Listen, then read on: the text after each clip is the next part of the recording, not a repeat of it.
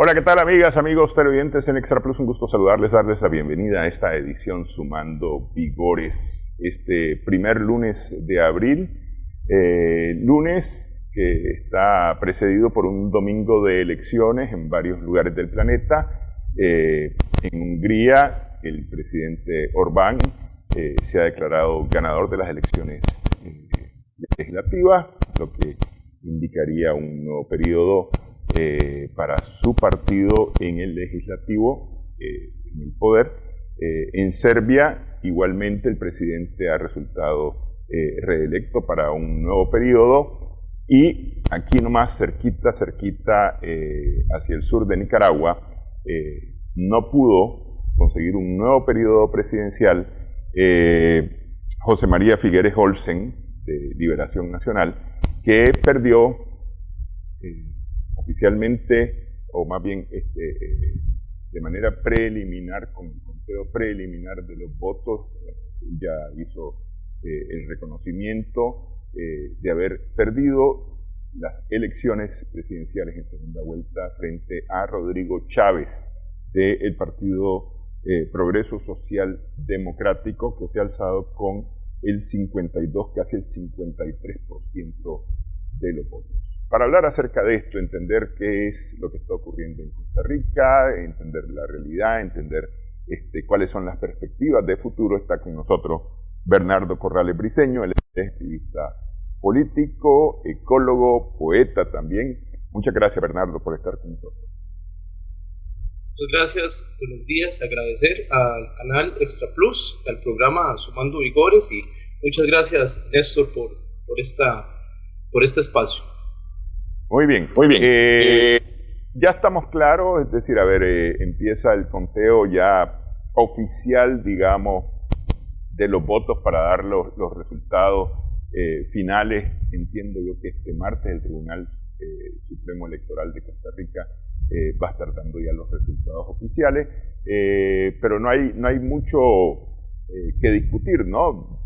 Todos están de acuerdo, los dos candidatos, tanto Chávez como Figueres Olsen están de acuerdo en que los resultados son tales. La parte más difícil era la primera vuelta, la que se efectuó el 6 de febrero, porque ahí había que ver el tema legislativo, que era lo más importante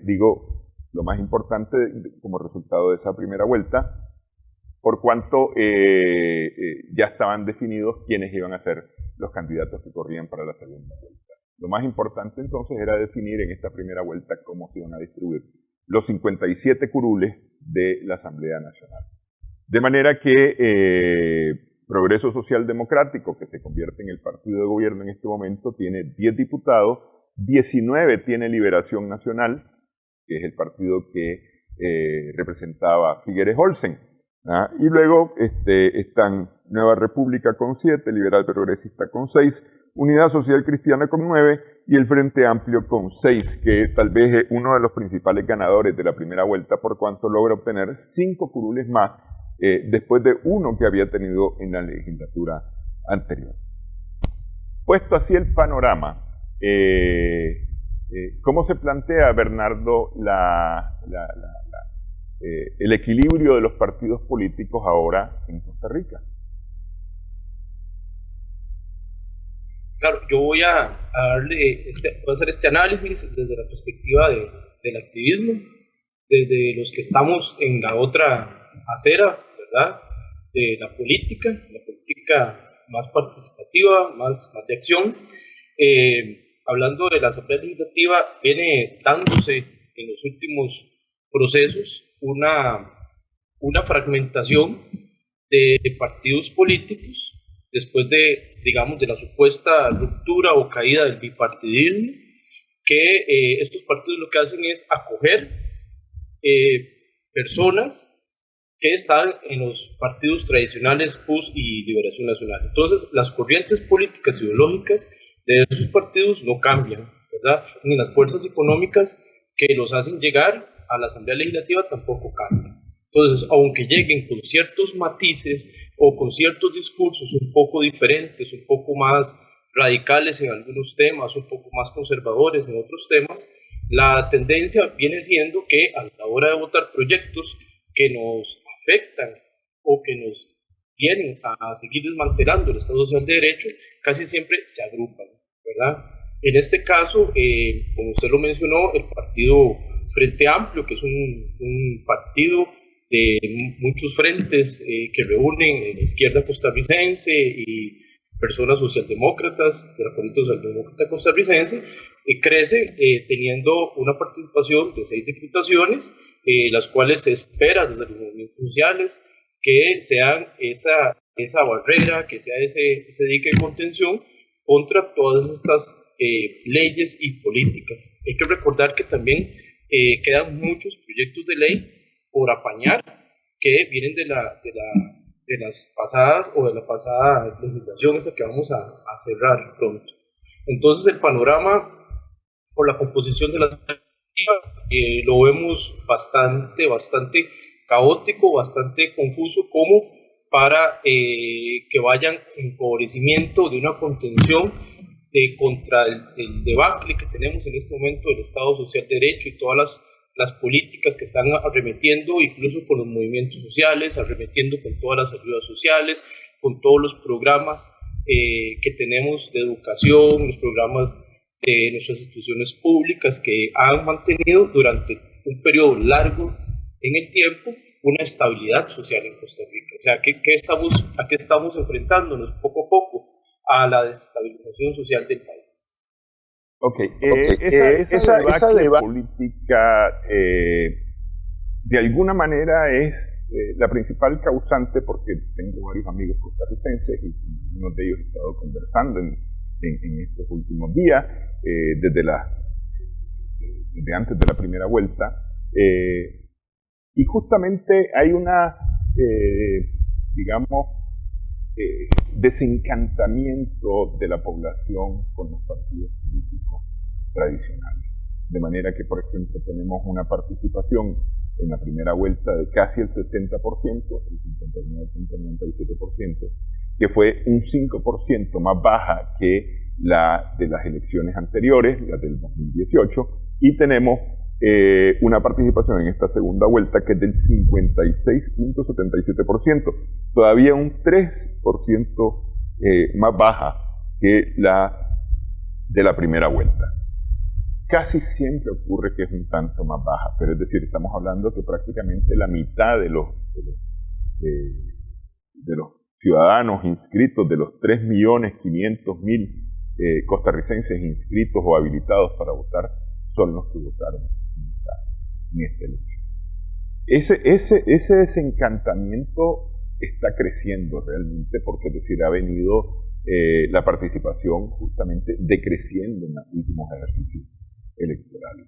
¿Qué se está haciendo desde el activismo político justamente para provocar participación de las personas, no solamente en los partidos políticos, sino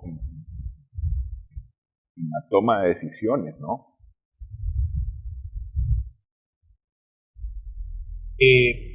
Más o menos, si nos ubicamos un poco más atrás, hace 14 años, un poco más atrás, el movimiento social costarricense tuvo una gran unidad en todo el proceso contra el Tratado de Libre Comercio, que determina en lo que fue el proceso de referéndum, donde quedó muy unido bajo una agenda de puntos y proyectos del movimiento social costarricense.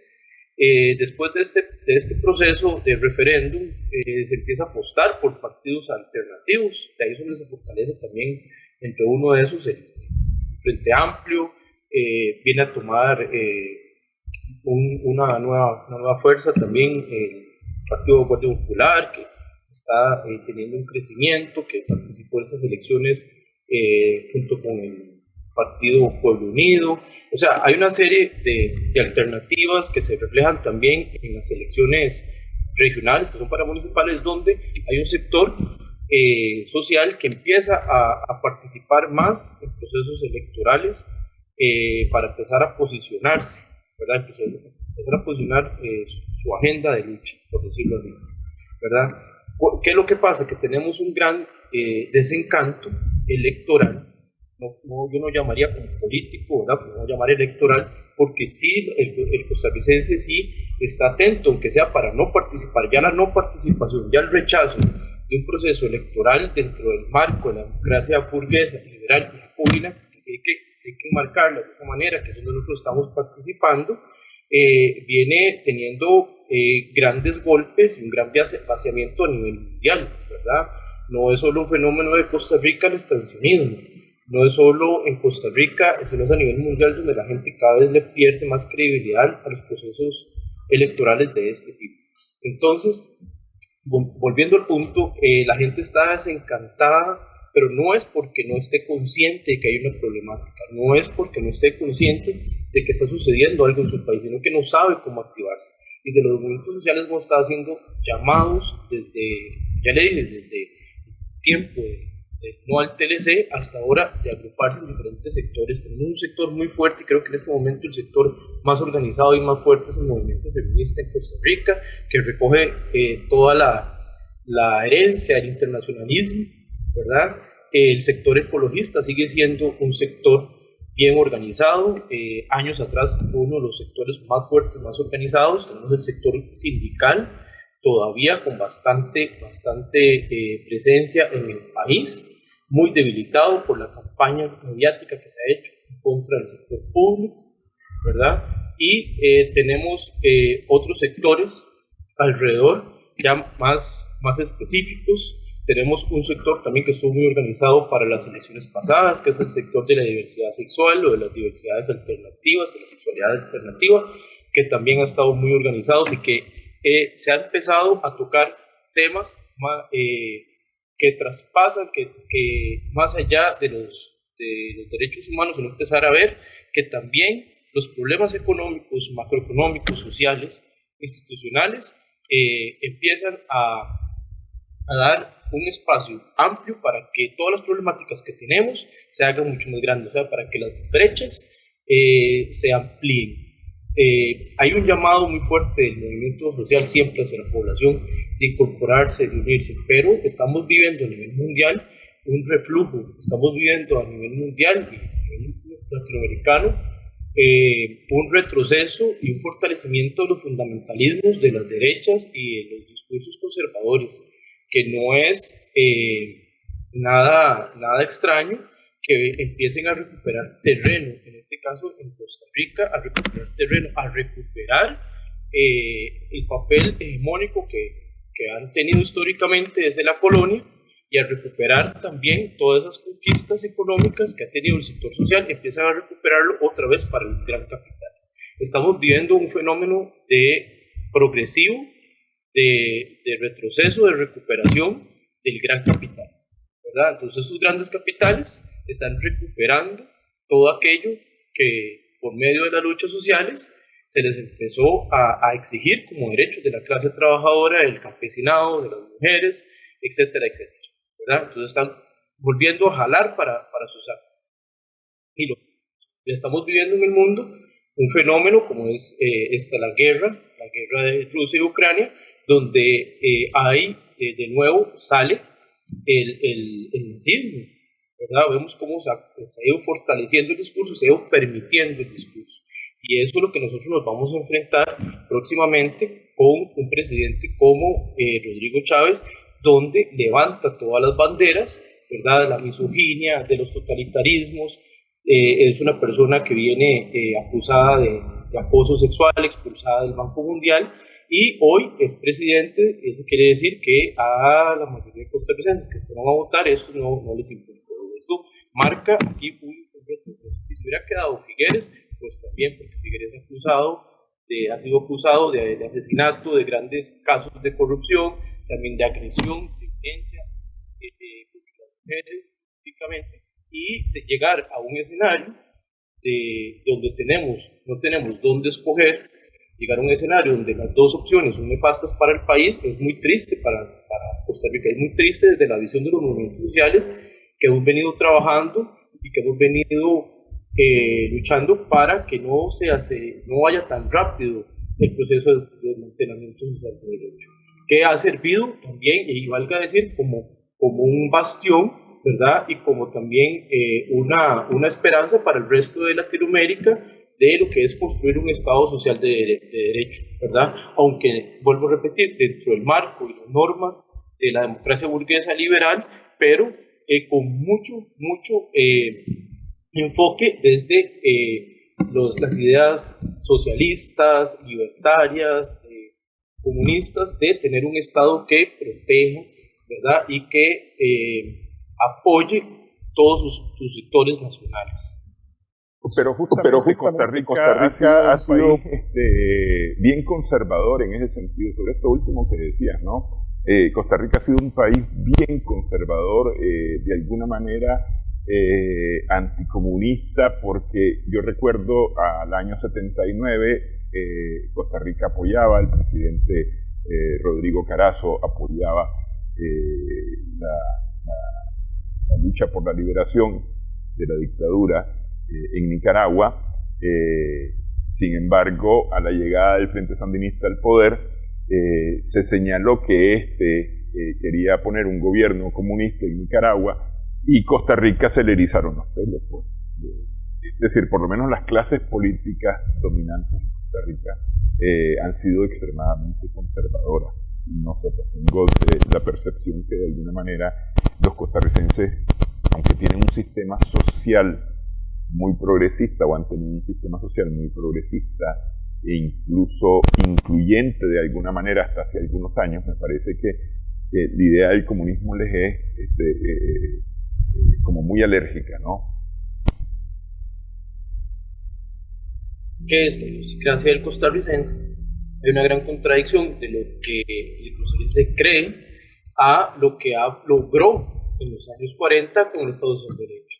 Y claramente, digamos, el Partido Liberación Nacional es uno de los abanderados del anticomunismo en Costa Rica. Y bueno, después de la caída de la URSS, el muro de Berlín, y digamos, después de la separación del Partido Comunista en Costa Rica, claramente que los que llegan a tomar un rol de empuje y de progresismo y de sostener estas conquistas son los movimientos sociales en Costa Rica. Entonces, claramente que ya el discurso sigue siendo siempre anticomunista, por decirlo así, pero también anti-movimientos sociales. Entonces, hoy podemos detectar que el discurso se empieza a disfrazar contra el ecologismo, años atrás muy fuerte, ¿verdad? Y hoy es contra el feminismo, ¿verdad? Entonces, llamando a las compañeras de vándalas, de terroristas, de ¿cómo se llama?, de feminazis, etcétera, ¿verdad? Entonces vemos cómo van disfrazando, porque sí, la sociedad costarricense sigue siendo muy conservadora en general en estos temas, y con mucho miedo, mucho temor. Tenemos toda una campaña de miedo a los movimientos sociales. Hay como le dije antes, una campaña muy fuerte contra el sector público, una campaña muy fuerte contra los sindicatos, a tal punto que han perdido mucha credibilidad en la opinión, incluso dentro de los movimientos sociales. Pero esto, aunque desde nuestra posición lo sepamos, no quiere decir que vamos a dejar de luchar por las conquistas sociales que tenemos en el marco legal, en el marco del Estado, ¿verdad? Ok, vamos a hacer una primera pausa en esta edición. Estamos sumando vigores en Extra Plus. Hablamos acerca de las perspectivas de Costa Rica tras concluir el proceso electoral de este año 2020.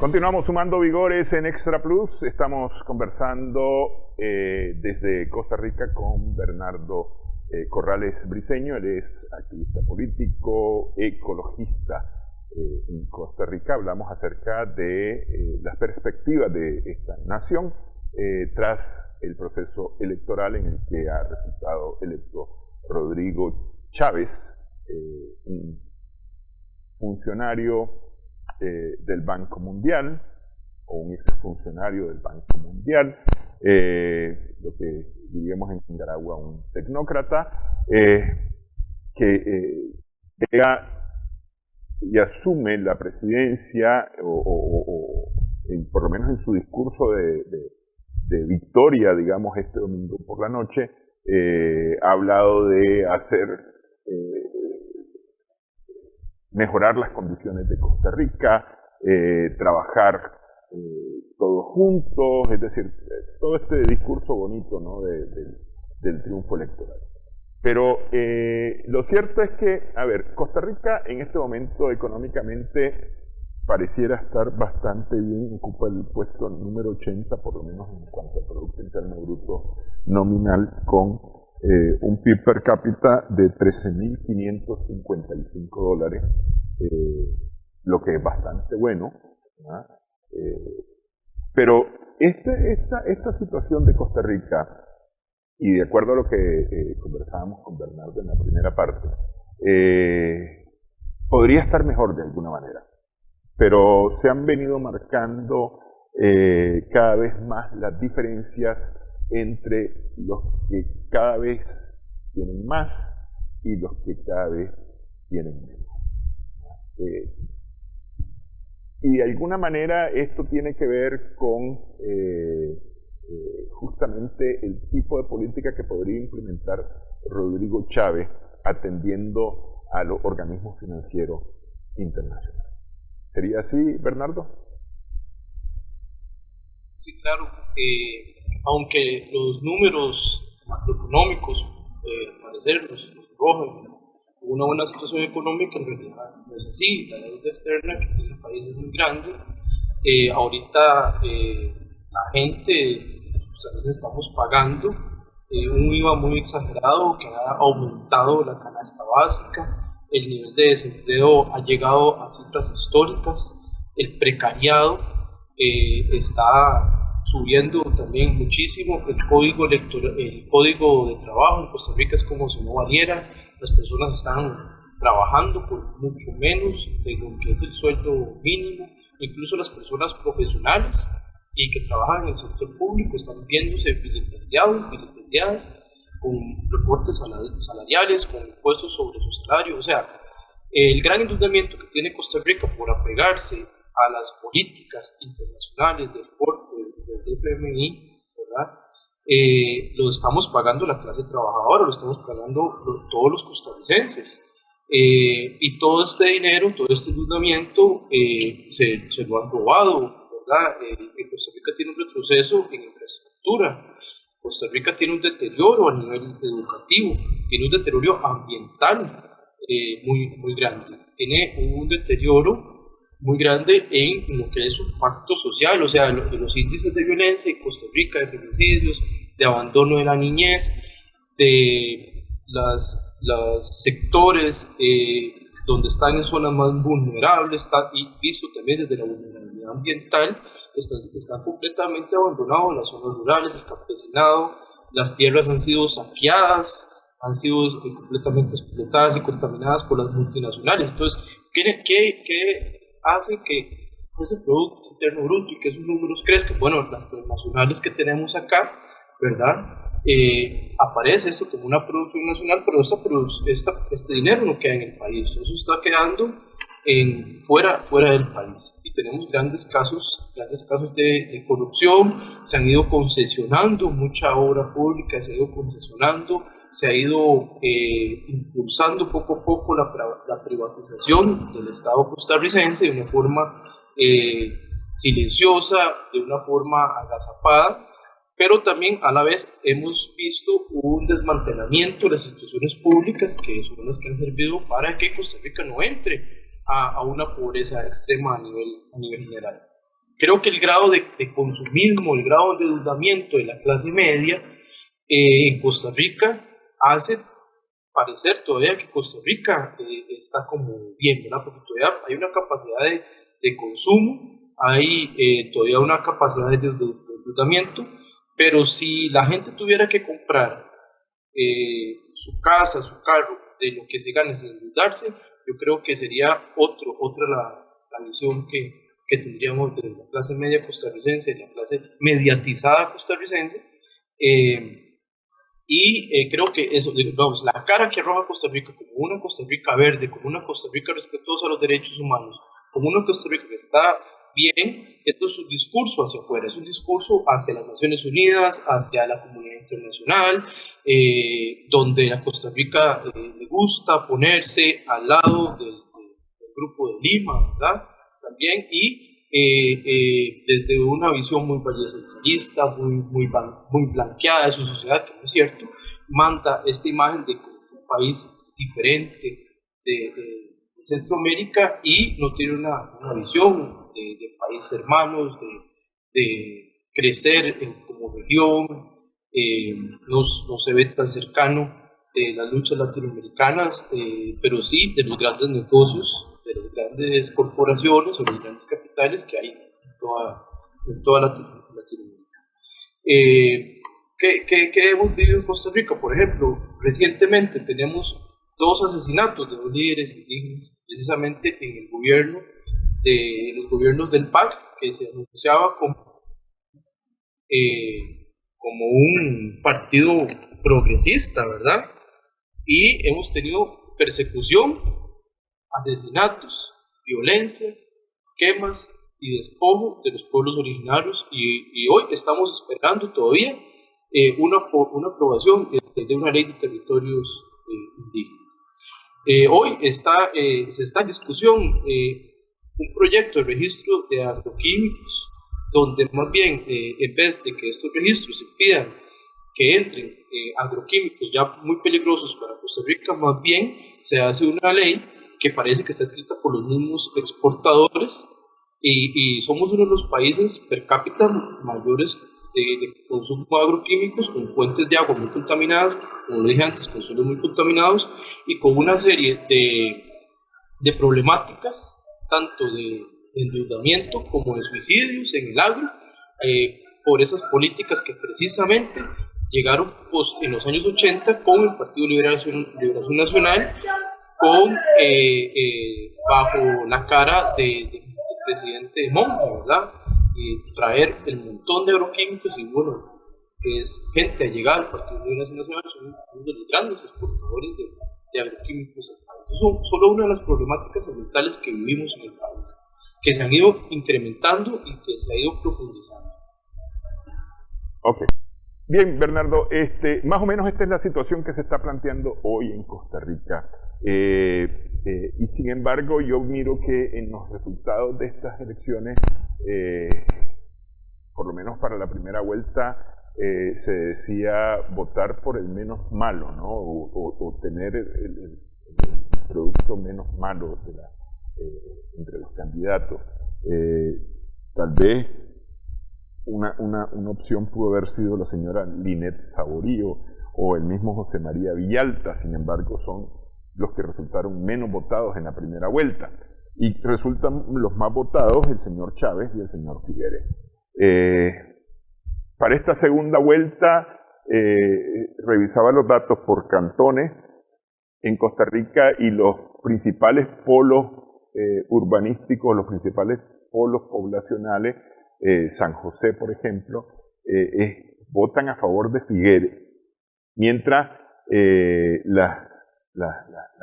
los cantones más alejados, Limón, Guanacaste, por ejemplo, votan a favor de Chávez, incluso hasta poco más de un 60%. Hay de la gente que tiene, digamos, más afectación por el actual sistema, ¿alguna esperanza con Chávez más que con Figueres? Yo lo que veo es que hacer Chávez un emergente en la política, incluso yo tengo mis reservas de qué va a pasar con el Partido Progreso Social Demócrata. A mí me parece que se va a desintegrar pronto, como ha pasado con los partidos del fanatismo religioso en Costa Rica. La gran concentración de votos histórica en las últimas elecciones en Costa Rica se ha dado en la meseta central, que llamamos el gran área metropolitana, donde está concentrado el urbanismo y donde están concentrados los mejores centros educativos, donde está concentrado una población de las edades más jóvenes, ¿verdad? Y los sectores que llamamos rurales son donde se presenta la mayor cantidad de abstencionismo, que son las zonas más olvidadas y más vulneradas, como decía, que también tienen la característica de ser las zonas con vulnerabilidad climática.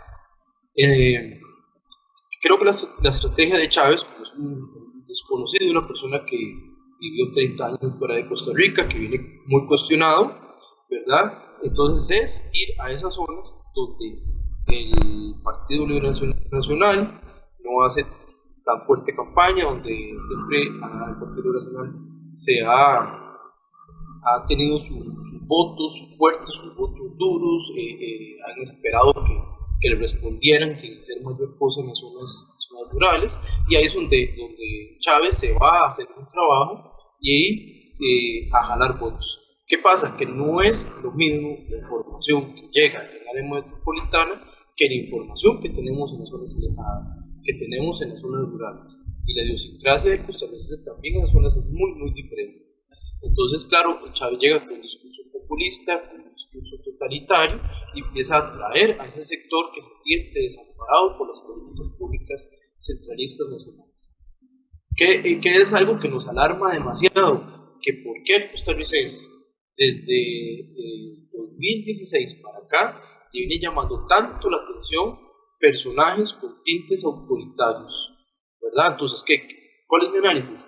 Que el costarricense, al verse desprotegido, desamparado de las instituciones públicas que le suponían, lo tenían que proteger, desamparado de un Estado social de derecho que aparte ve en destrucción, piensan que un discurso totalitario de autoridad que dice que va a gobernar por vía de decreto, que viene a fomentar todos los machismos y todas esas cosas, le empiezan a poner el ojo y empiezan a darle el voto como una alternativa en contra también del Partido Liberación Nacional, porque ya no quieren nada con la política tradicional, por decirlo así.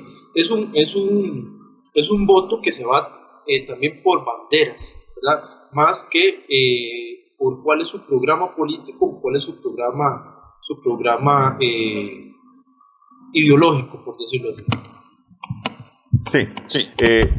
Justamente esa es una de las cosas que tal vez preocupa en lo general, porque es decir, de ese tipo tenemos a Jair Bolsonaro y tuvimos a Trump, ¿no? Que además ahora parece ser de vuelta la opción para los votantes norteamericanos, una persona, digamos, de autócrata, ¿no? Pero ese discurso alternativo, vamos a decirlo entre comillas, para las opciones tradicionales, está cobrando fuerza, y eso de alguna manera se vuelve preocupante para la población en general que atiende ese tipo de discurso.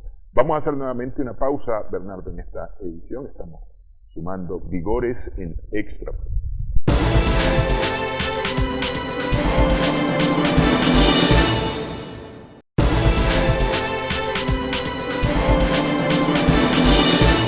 Continuamos sumando vigores en Extra Plus. Estamos conversando con Bernardo Corrales Briceño. Él es activista político y ecologista en Costa Rica. Hablamos acerca de el futuro de Costa Rica tras este proceso electoral en el que ha resultado electo como el próximo presidente costarricense, Rodrigo Chávez Robles.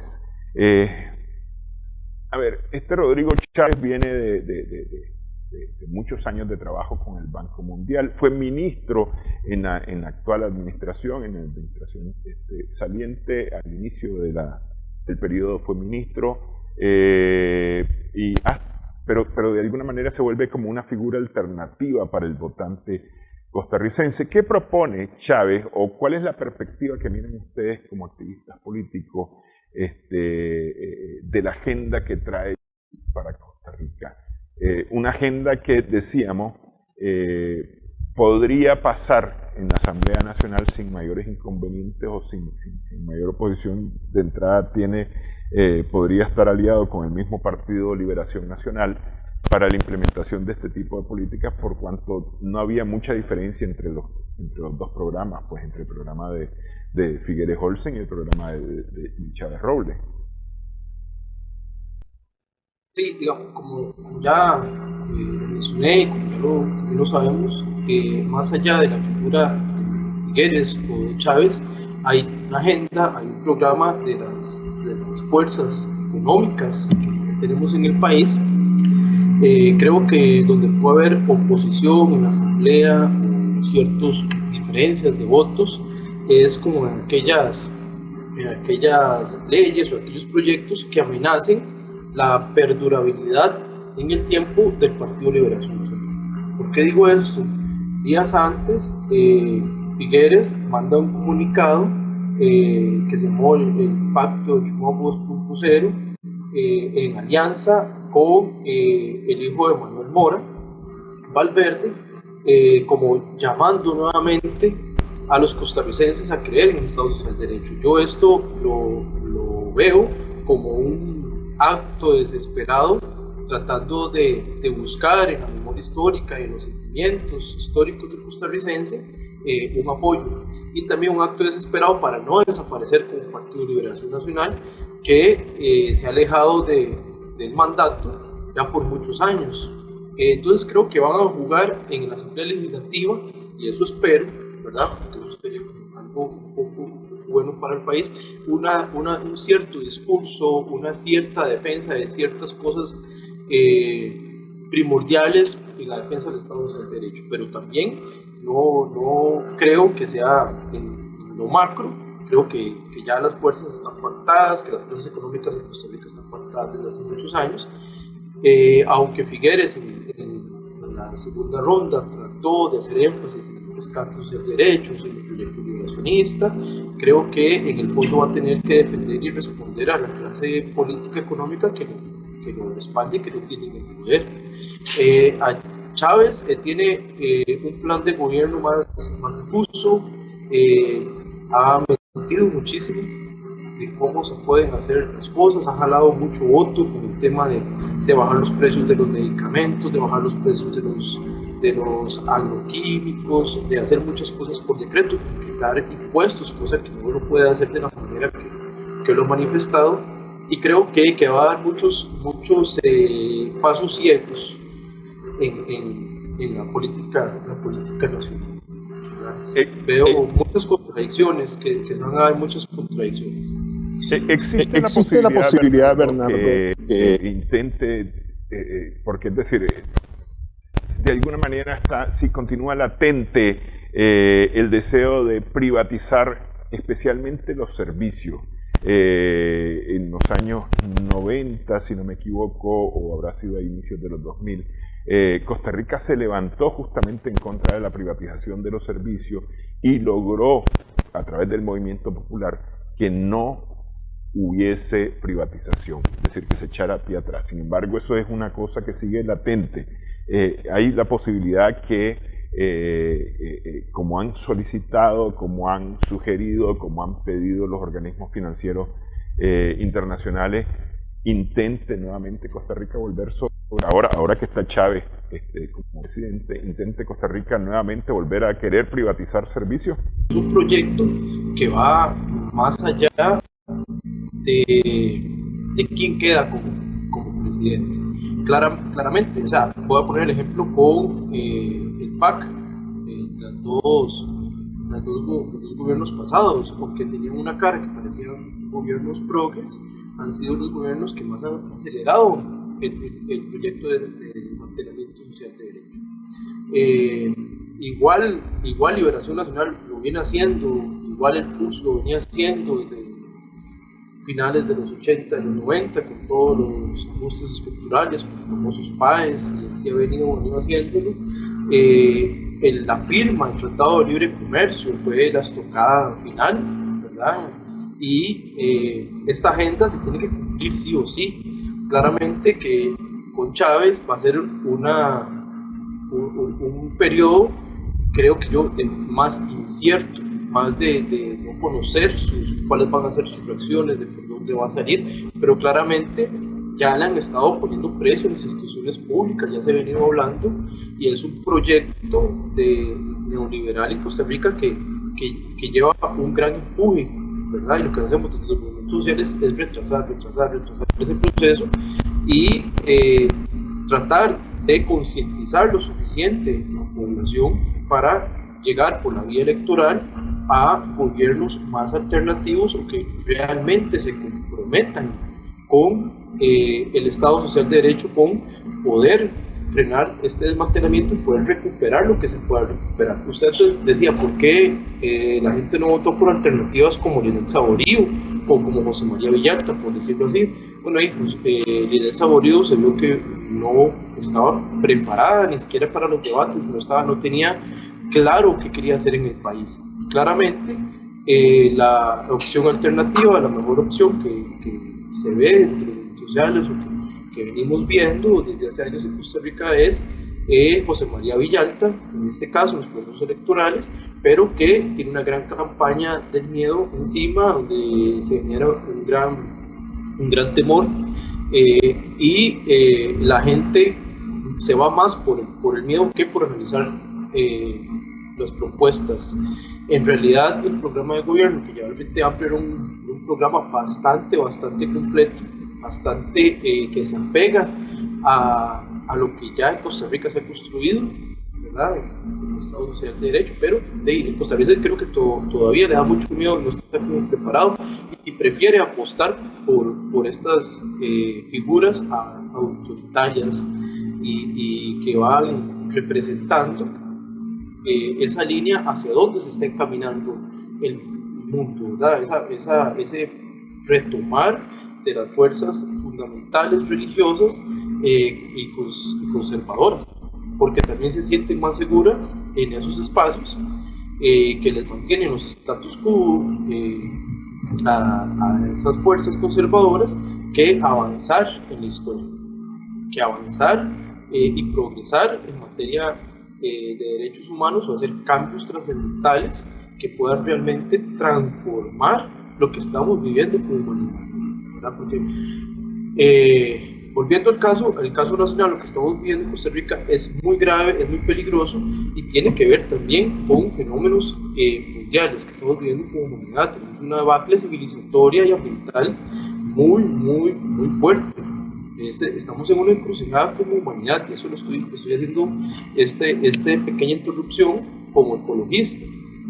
Nosotros estamos ante una encrucijada como seres humanos, tanto para analizar nuestro sistema productivista como también para analizar cuál es el paradigma que tenemos ahorita como humanidad en relación con nuestro ecosistema, ¿verdad? Entonces todo este tipo de líderes autoritarios como un Bukele, como un Bolsonaro, como un Trump que viene saliendo, porque vemos que Biden, aunque no tuviera ese lenguaje, sigue siendo igual de peligroso, empuja a una guerra que nos pone a las puertas de una tercera guerra mundial, que nos pone al borde también del exterminio, que nos va a hacer pasar un montón de crisis alimentarias que ya se están anunciando, y crisis energéticas.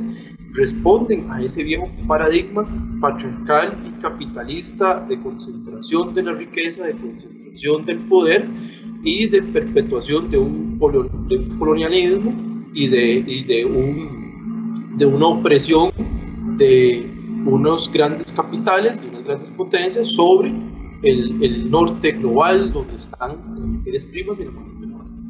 Y eso viene a repercutir muchísimo en lo que estamos viviendo en Costa Rica.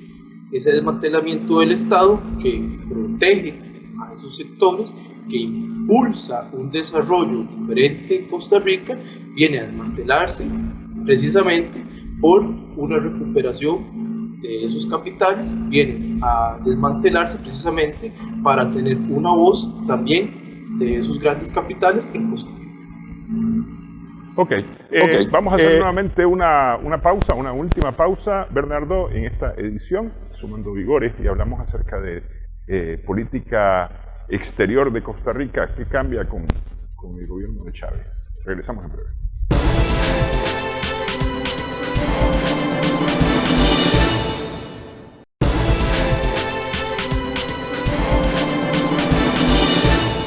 Estamos en Sumando Vigores en Extra Plus. Conversamos con Bernardo Corrales Briceño. Él es activista político y ecologista en Costa Rica. Con el gobierno del presidente Rodrigo Chávez, ¿qué va a cambiar en la política exterior de Costa Rica? ¿O va a haber cambios en la política exterior de Costa Rica? Por lo menos a lo que ha manifestado desde mi punto de vista, creo que no. Creo que con Chávez se va a seguir alineando, ¿verdad?, a los intereses geopolíticos del imperialismo norteamericano. Así yo creo que puede ser que tenga en algún momento algunos cambios, algunos matices, porque Chávez tiene una personalidad muy charlatana desde mi punto de vista, que él se burla mucho. Me parece que un poco conocimiento real de las implicaciones reales de sus manifestaciones, pero claro, por el poder que él representa se va a plegar completamente todos los intereses intervencionistas, de golpes blandos, de bloqueos económicos, de hacer toda una plataforma desde Costa Rica de puede ser que por conveniencias, puede ser que por negocios, en algún momento llegue a tener como pactos, acercamientos, que ha sido parte como de la dinámica que han tomado Costa Rica a nivel geopolítico, ¿verdad? Que por un lado llama a la paz, que por un lado llama al acercamiento o diálogo, pero por otro lado va fomentando o apoyando también este tipo de avances, este tipo de políticas progresistas. Okay. Y en cuanto a los migrantes, a ver, Costa Rica se enfrenta a migrantes desde el sur que entran a través de la frontera con Panamá y se encuentra con un problema de migración hacia el norte, es decir, con Nicaragua. Nicaragüenses que van a trabajar a Costa Rica o nicaragüenses que se están quedando en Costa Rica, pero también migrantes que intentan pasar de Costa Rica hacia Nicaragua. ¿Va a haber variaciones en cuanto a la política migratoria costarricense?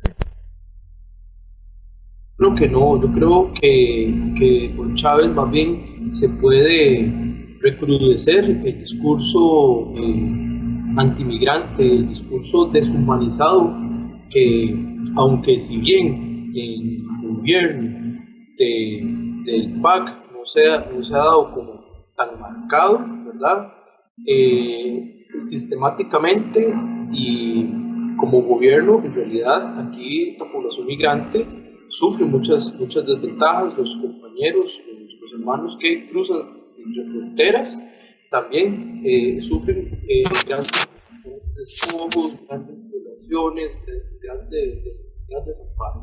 Aquí cuando Costa Rica hace mayor cosa por los migrantes es porque hay una conveniencia, porque se posiciona en algún conflicto político y se posiciona y puede sacar el provecho de esto, pero realmente una política pública humanitaria no la tiene, sino es por organizaciones no gubernamentales, por grupos organizados de la población, no se les podría dar apoyo muchas veces a estas poblaciones migrantes.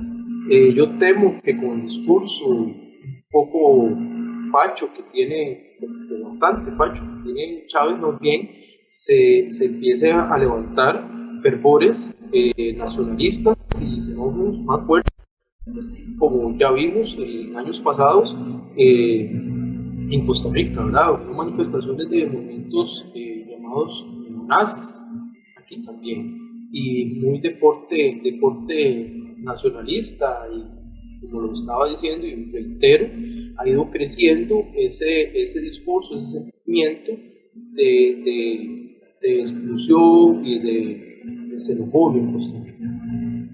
Okay.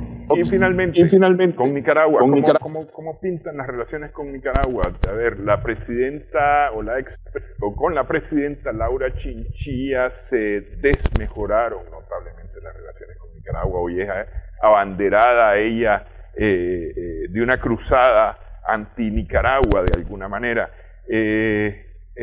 y las relaciones con Costa Rica no han sido, en los últimos años, desde la presidenta Chinchilla, no han sido las mejores. ¿Crees vos que vayan a mejorar con el presidente Chávez Robles o van a continuar en el mismo derrotero? Más o menos, otra vez lo vuelvo a escuchar entrecortado, pero sí es como me queda como idea básica de cuál sería o cuál podría ser, ¿verdad? Digo, es un escenario muy incierto en el que nos enfrentamos en este momento en las relaciones con Nicaragua. Yo creo que por el momento Chávez no va a cambiar las relaciones que se tiene actualmente el gobierno de Costa Rica con Nicaragua. Siempre va a tener que mantener la diplomacia de alguna medida, de alguna manera, pero creo que también que esto va a depender de las coyunturas y de los fenómenos políticos que se vayan dando en el transcurso del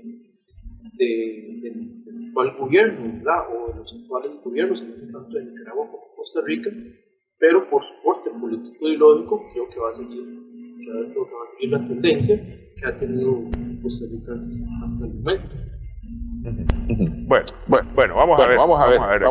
Aquí lo importante son las relaciones entre los pueblos también, pues, porque la relación del pueblo costarricense y nicaragüense se mantiene siempre en mayor cordialidad.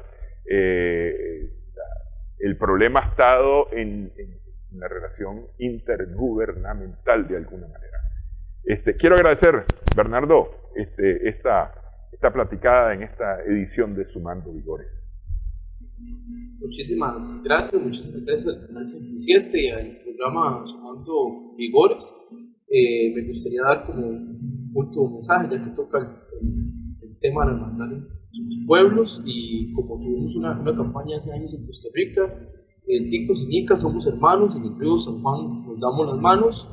Yo creo que lo más importante es fortalecer esos lazos de hermandad que tenemos con los pueblos, no solo Nicaragua, Costa Rica, sino con todos los pueblos latinoamericanos, los pueblos centroamericanos, y que nosotros más bien como pueblos, como movimientos sociales, tratemos de ser muy cuidadosos y muy cautelosos a la hora de emitir criterios en los fenómenos o en los conflictos que nos dan a nivel político, y siempre llamar a la paz, llamar a la resolución pacífica de los conflictos, que es parte de los principios conquistas, ¿verdad? Y mantener esa hermandad entre los pueblos, unidad entre los pueblos, para solucionar nuestros problemas objetivos y materiales. Y sabemos que siempre los grandes capitales están amenazando nuestra región, nuestros territorios, y que eso son unas grandes amenazas que tenemos ahorita: el productivismo, la amenaza geopolítica que tenemos sobre la región. Van a jugar ahorita en esta guerra un papel muy importante.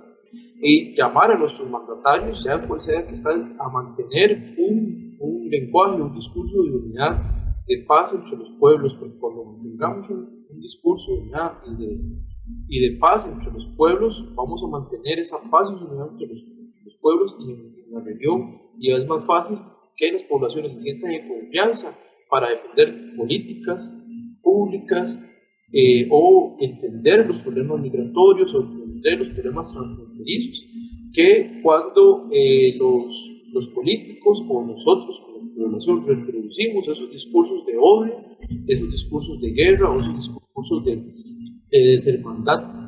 Entonces sería como un mensaje final, y un gran abrazo, un fuerte abrazo de resistencia, de lucha a todos los pueblos latinoamericanos. Un saludo, un fuerte abrazo al pueblo de Nicaragua, al pueblo hermano nicaragüense. Bueno, retomo un abrazo igualmente hasta allá, hasta Costa Rica, Bernardo, para toda la población costarricense que ha participado en este ejercicio electoral. A nuestras amigas, amigos televidentes, agradecimiento también por su sintonía en esta edición. Esperamos que el programa haya sido de provecho para